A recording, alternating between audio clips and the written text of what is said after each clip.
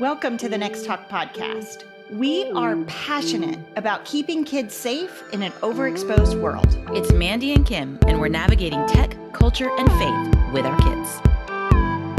Well, we are back on the show today, and I say we, but Mandy's not with me today. It's Kim flying solo. But the caveat here is that I have one of our favorite guests of all time, Brian Montgomery, joining me today. Welcome back to the show. Well, appreciate you having us. You're right. It was a challenge getting back together, between schedules and everything.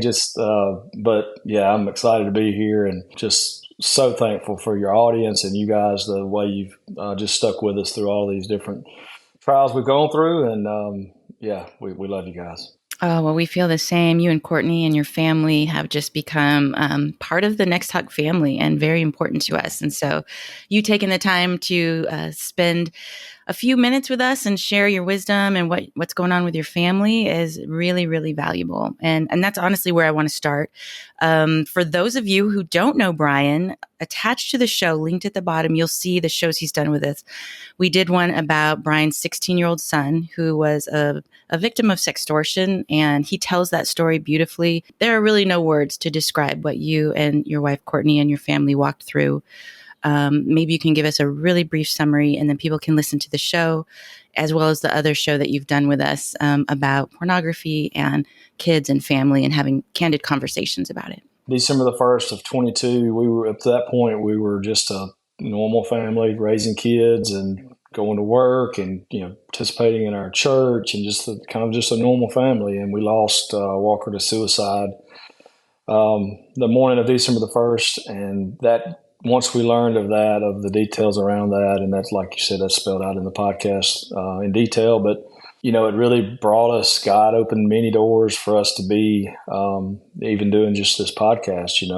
It exposed us to tell that story in an effort to tell people about who Walker was and about the trap that is set for our kids in many places, especially through technology. And so, that really just launched us into this mission of going to churches and really any event where there's a contact to teens, churches, schools, law enforcement events, lots of podcasts and bring awareness to the situation because, Walker truly went to bed, without depression, without any of the prerequisites you think about someone that will commit suicide. And we woke up to that morning to complete catastrophe. September of 23 learned that I had stage 4 colon cancer. And so we've been through a liver resection at MD Anderson, chemotherapy, hoping to finish that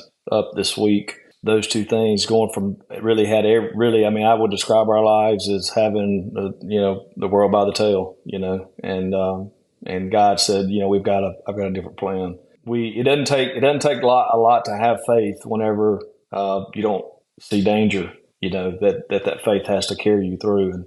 And so he's taught us a lot about how to live through that and how to walk through that. And he's doing that every day. It's interesting you say that those events have defined your life the last couple of years. And when I think about you from the day that we met you and the story that we heard about your family, and Walker, of course, and then finding out about the colon cancer, what always comes to mind first is, I think I would have been curled up in the corner. And yet you said, okay, Lord, I don't understand this. It's not something I know how to navigate, but I will be obedient. And you have stepped forward with your family to share his story and share yours, and your faith and your commitment to that and to getting the word out to save other teens is absolutely inspiring. That defines you in my mind. All that you've walked through and still putting God first. And for that, we are so thankful because we receive the benefit of that. That's a daily struggle.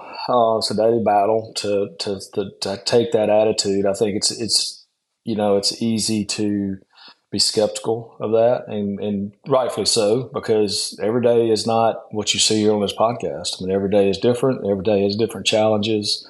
Shortly, really very quickly after losing Walker, we just, Courtney and I looked at each other and said, is this, do we believe what we say we're going to believe?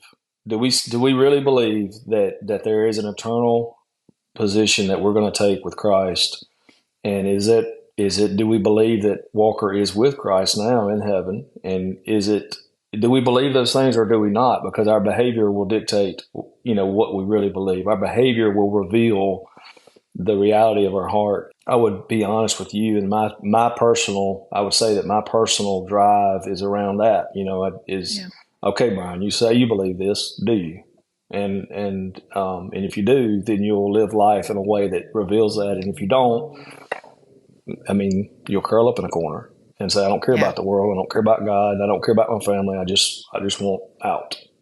That's where we stand, and that's what drives us. And we know that God is real. We know He's shown us so many times, so many different ways, so many different opportunities to serve Him that we could not have created. And so He shows us every day He's real, and we believe Him. Amen.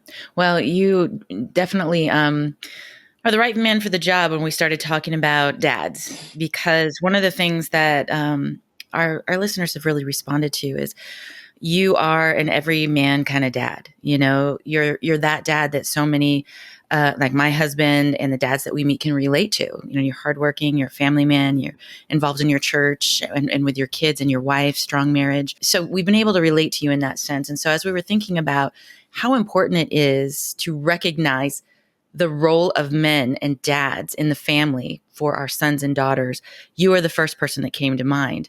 And you had mentioned in the past about, God had been putting that on your heart about the role of men in the lives of their kids. And so that's what we're going to talk about today. Before we jump into that, one more quick thing. You had some pretty exciting news about a bill that passed that you were kind of spearheading. Can you just give us a quick update about that? Yeah. So, what we realized pretty quickly is in the world of technology, it was truly the Wild West from a regulatory standpoint. And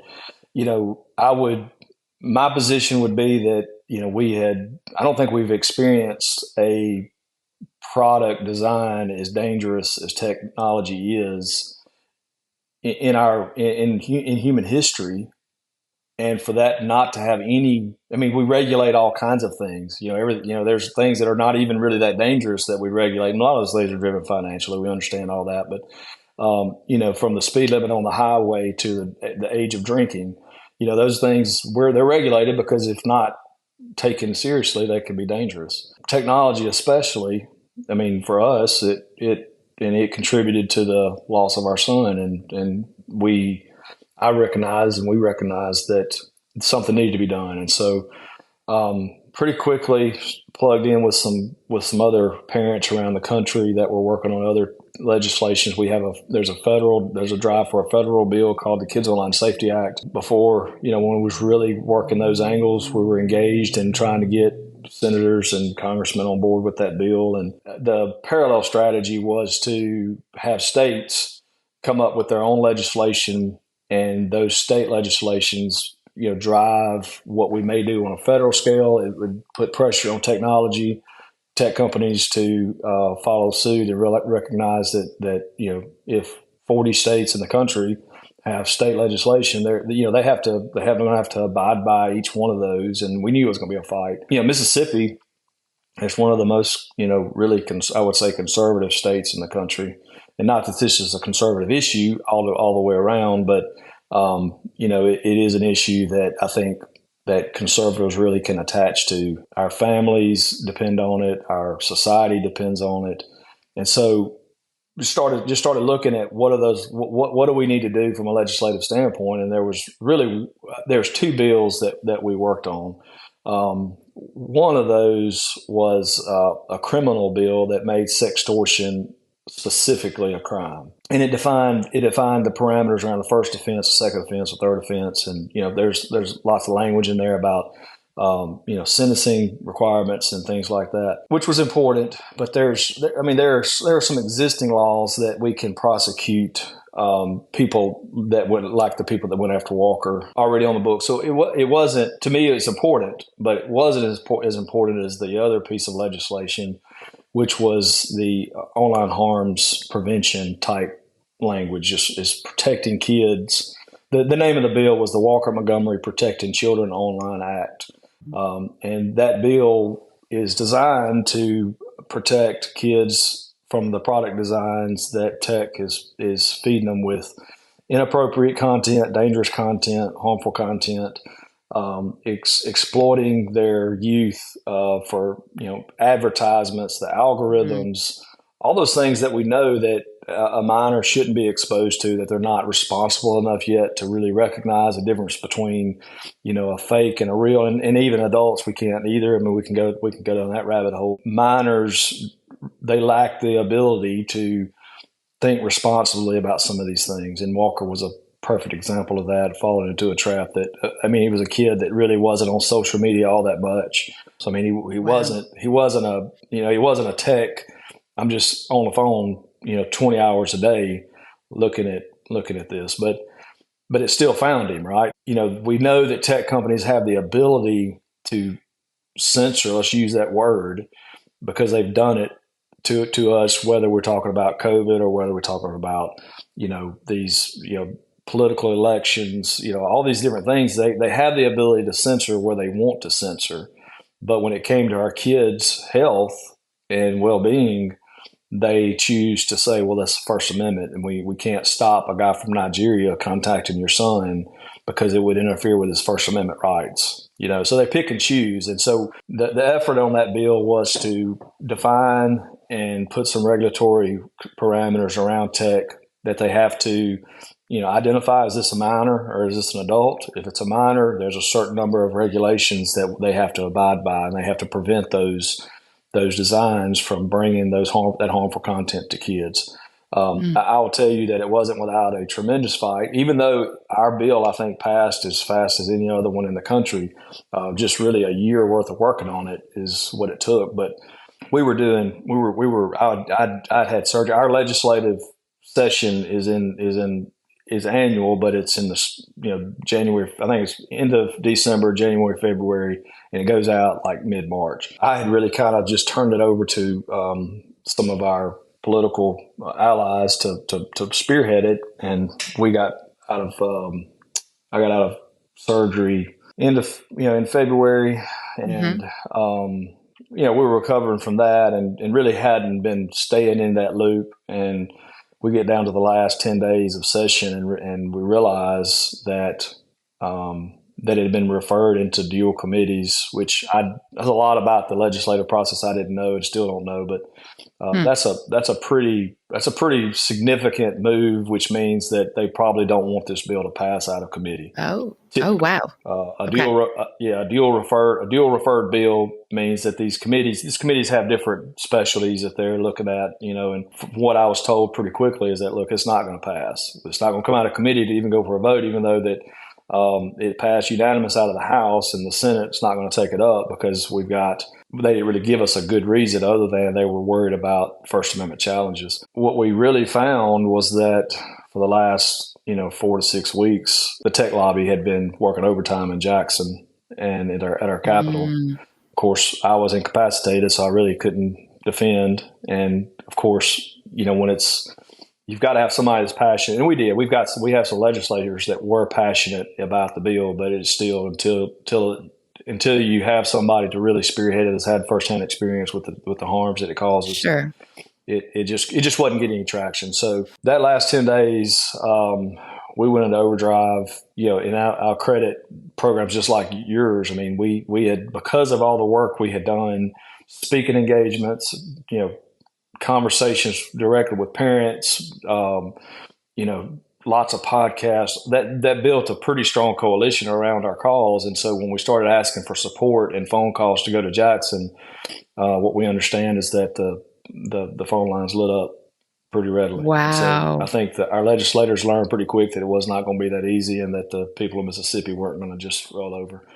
So that's incredible. Long story short, we got it passed. We got them both passed, and we signed it into law by the governor, and it went into state law July 1st. So that is very blessed. Awesome. God just put all those pieces together. He just went to work, and so it was a tremendous win. I think I posted some of that on my personal Social media, you can go to Walker's Mission, which is kind of the heading we're working under now.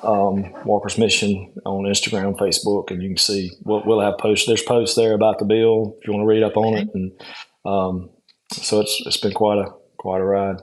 I was just wondering, is there a plan, or is there any movement as far as bringing this to other states, like you mentioned? It is, yeah. There's a network of parents around the country that are working. Typically, it's driven. I mean, unfortunately, it's driven by somebody just like us, somebody that's lost somebody. To some, I mean, obviously, ours was sextortion. There's online bullying. There's we've got the issues with really drug deals going on across these platforms. There's human trafficking. I mean, there's just a host of harmful things that are happening and typically it takes somebody that will experience tremendous loss, which is the most idiotic thing you could ever imagine, that it takes that for this to happen. But unfortunately it does. And, but there are parents all across the country that are working those angles.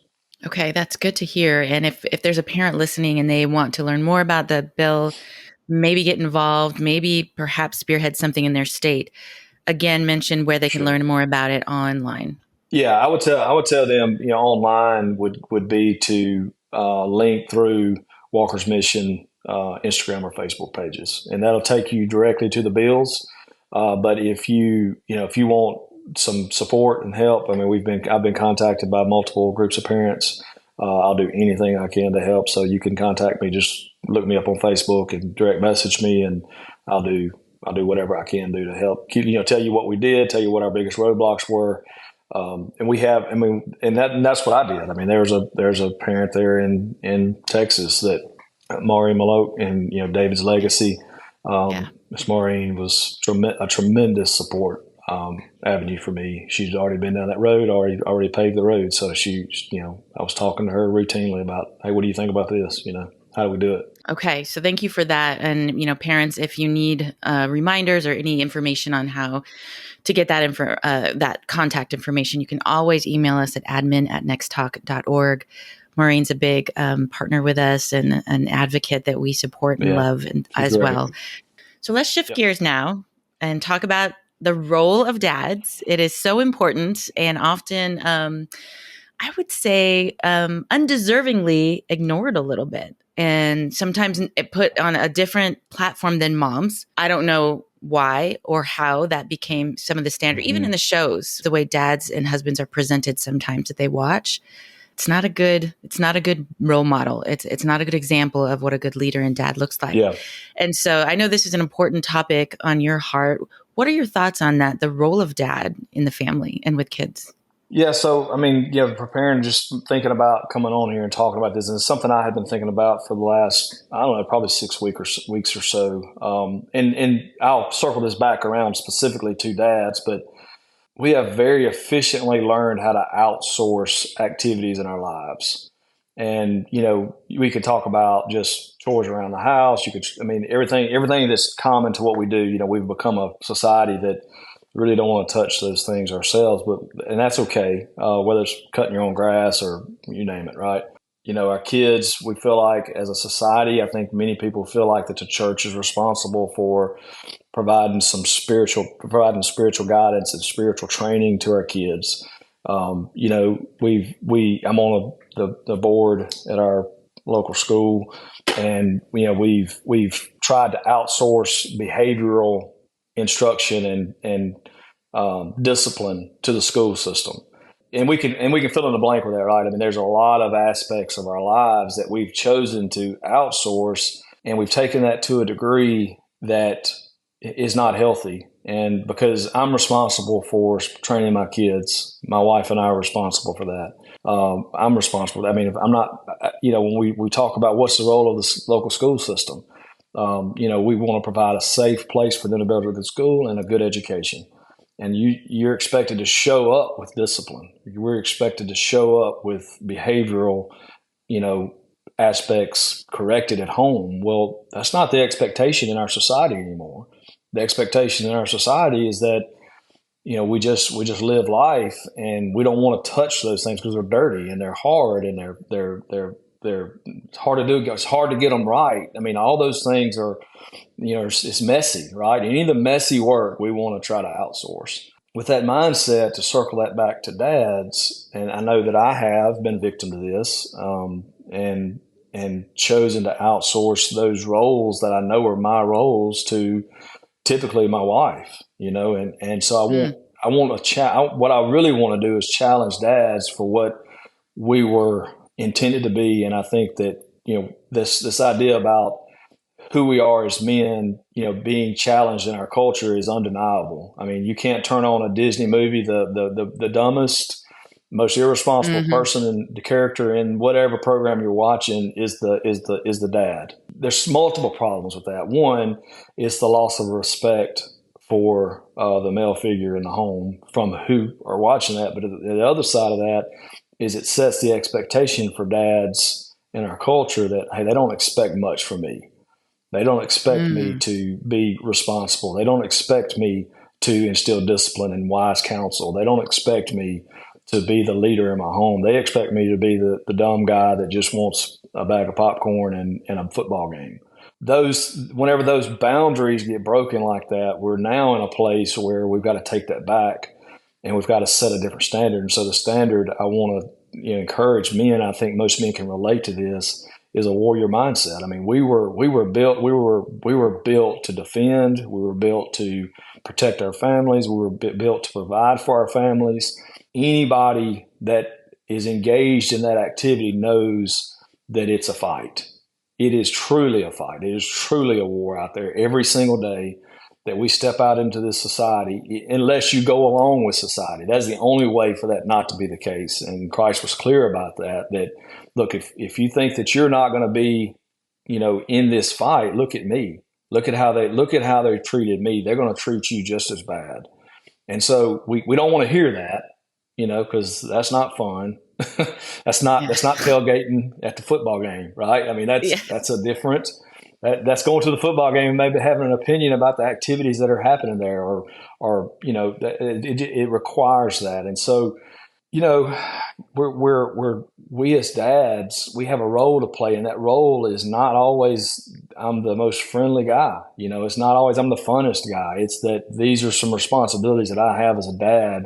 And I need to take them seriously because we view that collectively. I'm saying the Next Talk team and myself and our family, we view that as this is a spiritual war that we're in. Mm-hmm. The devil is out there trying to find ways every day to make me stumble. Every single day. Because you know what? He does not want me in this fight. He doesn't want me defending my family. He doesn't want me being the one to say, hey, we're not going to do that. He doesn't want me being the one that says, hey, we're not going to hang around with that person. Even though they're really popular, even though they've won the most football games or baseball games, or you call it, even though they're that person, we're going to choose not to participate in that. And that's hard. I mean, there's nothing easy about that. So what that looks like in the home, I think it varies. I think we all come from different places. We all come from different backgrounds. So for me to sit here and say, hey, Dad, these are the 5 things that you need to be doing as a dad, and this will make you right, I don't think that's the answer. The answer is the mindset. We want to set the mindset, and the outcomes will follow. But that mindset to me is I'm going to defend my family, and I'm not going to outsource that. I'm not going to outsource that to the police department. I'm not going to outsource that to the government. I'm going to take my responsibility seriously. Well, and that's a bold statement with, the demasculization we've seen in our culture. And when a man steps into that role, often they are attacked, And so when you use a term like warrior, culturally, a lot of people would say, well, what? That's a fighter. You're going to yell at your kids. You're going to be violent. Jesus was a warrior for our lives. And he was the gentlest, kindest, truth-telling, line dividing, but also people bringing together person that ever walked this planet. And that is who our dads need to be emulating. That kind of warrior that I will set a standard. I will stand up for what's right. And it's been lost so much in our culture because men have been attacked. So this is so important for dads to hear and sons to hear who are watching their dads. I look at where we came from, the way I was raised, and kind of the expectations in school compared to the way we see um, schools operate today in regard to young boys. Boys will be aggressive. They will be aggressive. That is in their nature. It's in their DNA. And if you suppress that aggression, there's not a animal. I'm gonna put this just outside of a spiritual example, but there's not an animal on this planet that the young males of that species don't work out their dominance between one another, Yeah. button heads in the field. I mean, that's how it's done. That's what prepares us for that warrior mindset. And I know, like, the way it was in my generation. I was born in 76. I'm 48 years old. So our generation, two boys get into a fight on the playground. We lost some time in playground the next day at recess. Mm-hmm. Well, now you talk about demonization. Two boys that get into a scuffle, it is like the end of the world. What would have been a skint knee, bloody nose, busted lip, something very marginal, they can't hurt each other.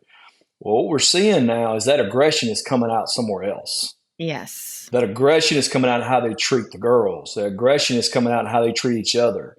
And so to back to this outsourcing concept, men have a certain leaning about how life is and what we're built to do, and women have a different view of that. What's our schools ran by? I'm not blaming women. I'm just telling you that as a general statement, a mother's role is to prevent those things from happening.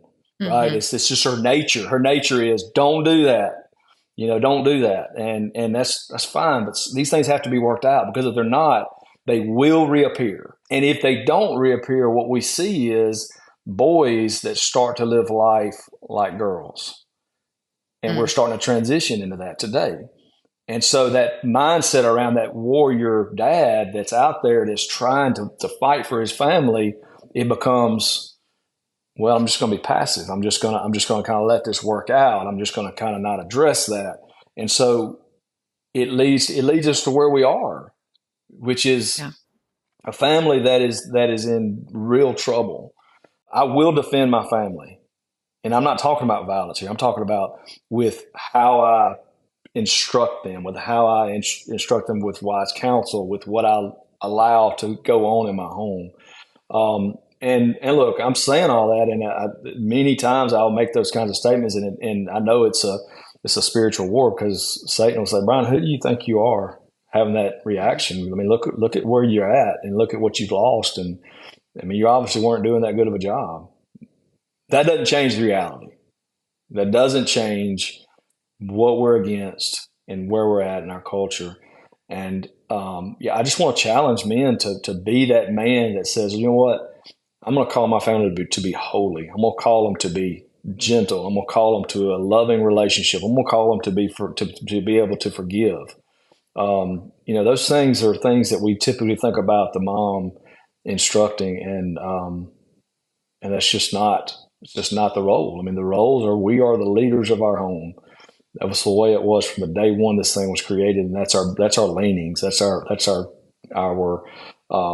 talents are built around that.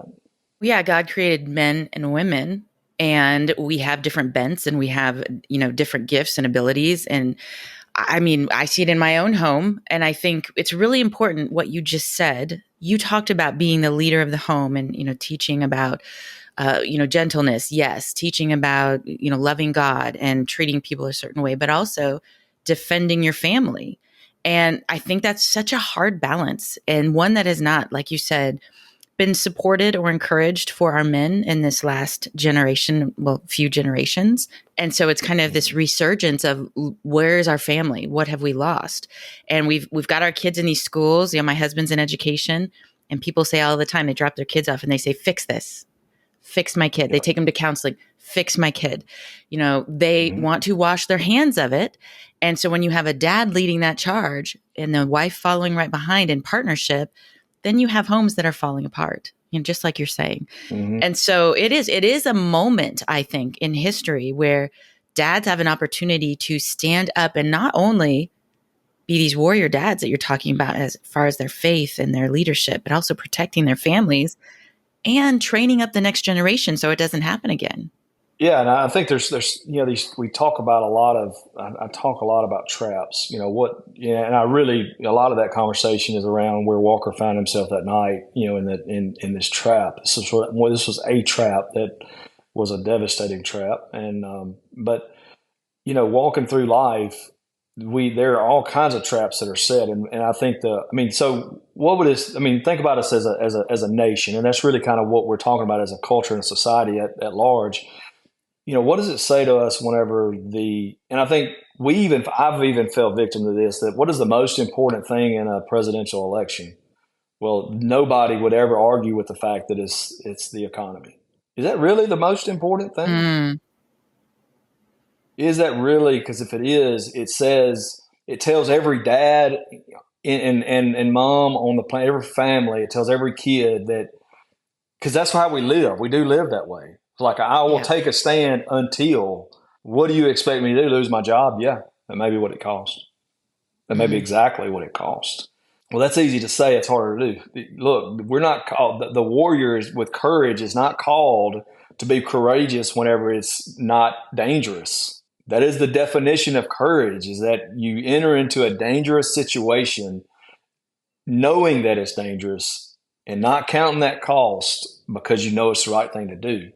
Yeah, that's what we're calling. We're calling for you to be courageous. We're calling for families and parents and dads to step into this. So my point about the traps was that, as a dad, it's a whole lot easier for me if I want to just pursue a life of wealth. And some people out there are going to listen to this and say, well, I'm having a really tough time just building wealth. I'm having a hard time paying my light bill. And I get that. My point is that when we prioritize that as the most important thing, well, guess what our kids are going to see? Guess what our kids are going to do? Guess what our wife is going to follow suit in that? So as a dad, we set the pace of what are we going to view the most important, and saying it is just saying it. We've got to do it. And we got to make those hard decisions that cost us something. A faith that doesn't cost you anything is worth exactly what you paid for it. That God calls us into a relationship with his son, and it costs something. And if it doesn't cost something, you may not be doing it right. That's a word right there. For men and women and kids. Yeah. For dads that are listening right now, thinking about your own life and what you've walked through and some of the experiences you've had, and where you're at now, what are the most important things you think they need to pass on to their young men? I would say number one is a love for the scripture, a love for God, a love for an understanding that instill a real understanding that this life is just the beginning. It's not the end. And that sets a precedence, right, in how we approach life.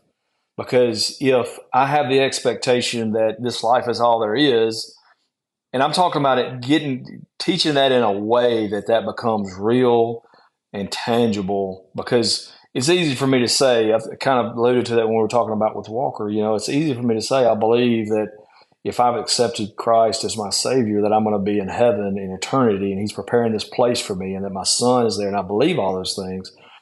I say I believe all those things, but if I live like I don't, it means I don't. Mm-hmm. I can't see, there's no middle ground there. If I don't live like I believe that, then I probably don't believe it. I would say the first and foremost, and probably the higher priority, is to understand that this life is just the beginning, and how we treat one another and how we go through this life. I can spend all my time and energy pursuing wealth, pursuing athletics, pursuing you name it. If those things are not done in a context of understanding, I'm going to veer off track. If that's not built around a view of eternity. You have no choice, because then the business deal becomes the business deal if the first order of priority is the wealth, then I need to get the wealth no matter what. But if the first order of priority is eternity, it means I need to be loving above everything else. It means I need to be compassionate among everything else. It means I need to be forgiving among everything else. And none of us have that just right. Right. I'm not trying to say, I don't want anybody to hear this. So, well, Brian thinks he's really got it going on. I don't. I don't. This is a God calls us into this walk, into this faith, as a over time to bring us closer to him and make us more like him. And but that reality, teaching our kids that specific reality will transform the way we behave and the way we treat our friends and family more than anything else. And so then digging into the scripture and learning, what happens here. I'll tell you something that's been really important for our family. And I don't see this being controversial at all, but because we've really enjoyed the Chosen series. Mm-hmm. It's really given us, so we, as a family, we've watched, I think we have the last one to go for this season, but it's amazing how well they do with bringing to life the characters that were there with Christ. Boy, you really just get a feel, and you feel those words in Scripture. And I know there's a lot of things in that are not even spelled out in Scripture. Sure. They're filling in some blanks that we don't know the answers to. We don't know that they happened. We don't know that they didn't happen. But from what I can tell, it's fairly biblically accurate. I haven't seen anything that I would say, well, that's leading us down a road that I would find uncomfortable or in error of Scripture. And as a family, it gives you some time. I mean, we can read the story of Jesus, raising Lazarus from the dead, and it has a certain connotation. But when you see it in the characters and the real, emotions that Christ showed and all those things, that's different. Yeah. And just taking those opportunities, whatever they are in your own family, but taking those opportunities to bring to life who Jesus really is, and because that out of that will outpour every other behavior that we're trying to talk about as a dad. So what do I want? What do I want my kids to be? What do I want my family to be? I want, first and foremost, I want them to have those attitudes towards one another that only can be achieved through a love of Christ. Secondarily, you want your kids to contribute to society positively. So bringing them those opportunities that build their character, whether that's work ethic, hard work. Don't outsource the cutting of the grass. Don't outsource chopping the firewood. We did it when we were kids. These kids are stronger than we were. So, there's no reason for us. It's no reason for us to do that, right. Other than our lack of willpower to say, no, you're going to do it. And we're going to do that together. And the climate of our kids when it comes to athletics.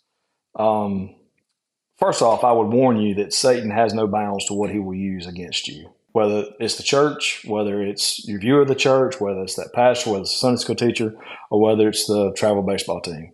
Not against travel baseball, not against football, not against any of that. It's starting to feel a lot like the dad that would go to work on Monday and he runs his business like a non-believer, but on Sunday he's the deacon. And you can't separate those two. Either you're a Christian or you're not. Either you're going to treat people right or you're not, even when the business deal may not be to your advantage. Our kids are learning.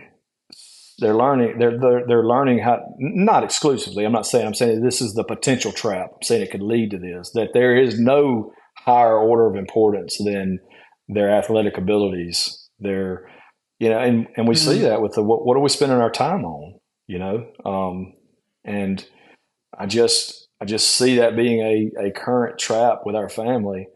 It can be done right. It's just like anything else. It can be done right and it can be done wrong.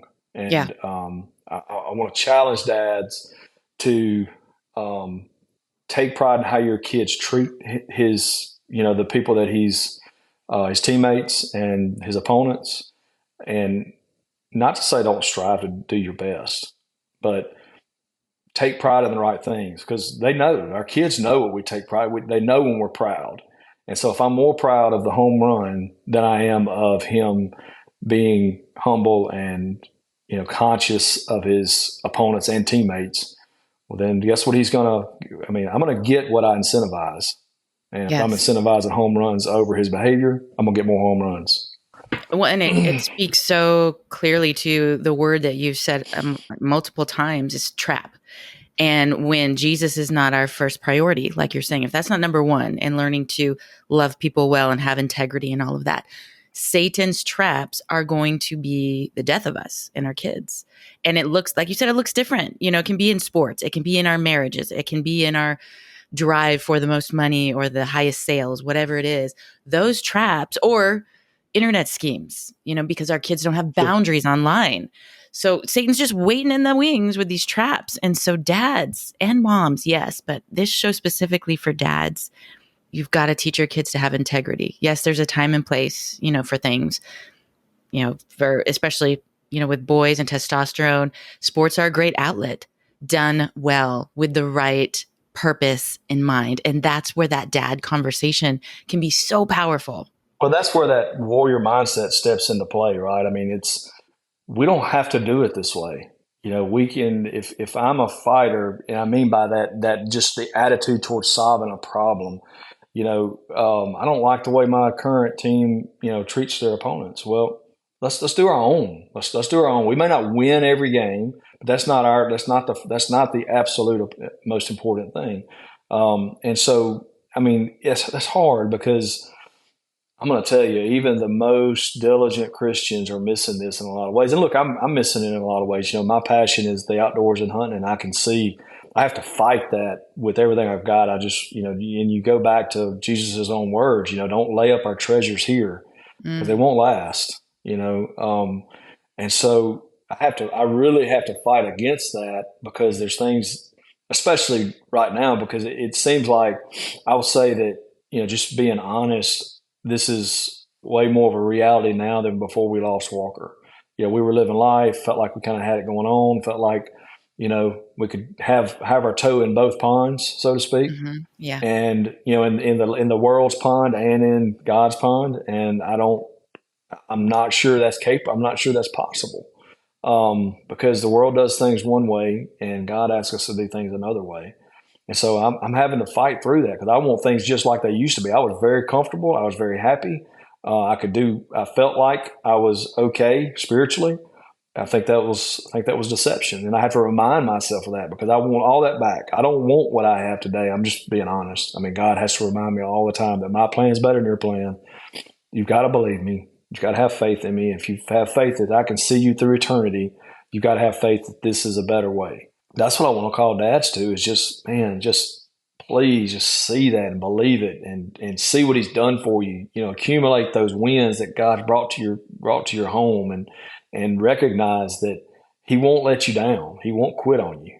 And remind yourself of that. And if you can't remind yourself of that, find another dad, another man in your life that can help you work through that. Because that's another thing that we're missing is that camaraderie among Christians, Christian men especially, that can hold one another up. It's so good. That is so true. I think we were right in that you were just the right person to talk to our dads today and our young men and women, because, our young women are out there. What am I looking for in a husband? What am I looking for in the person to lead our family? And that starts in the home when they're looking at you, Dad. And so this is a great template and a great challenge that you are a warrior, but a warrior in Christ looks different than just a guy out there on the battlefield. And you've painted that picture really beautifully today. Is there anything else you want to share with our dads today before we wrap up? Yeah, I think that, some of the things that we think of that are, when you said that, it just made me think about, how we, as men, how do we lead our daughters? Because that's a little bit different than me, how I lead my boys versus how I lead my daughters. And, something that, and I would say start this conversation early so there's a clear expectation. But, I want my daughters to fully expect that whoever they decide they think they want to marry, that it's got to pass the approval of me. That's kind of an old school thought, right? I mean, it's kind of an old school idea. We've kind of converted that to, I need to go ask her dad before I marry her. My most precious possession is my daughter. The idea that I'm going to give her to somebody that's not worthy of that. And I say that with not just saying that, I mean, obviously we're going to be biased towards our kids and we want the best for them.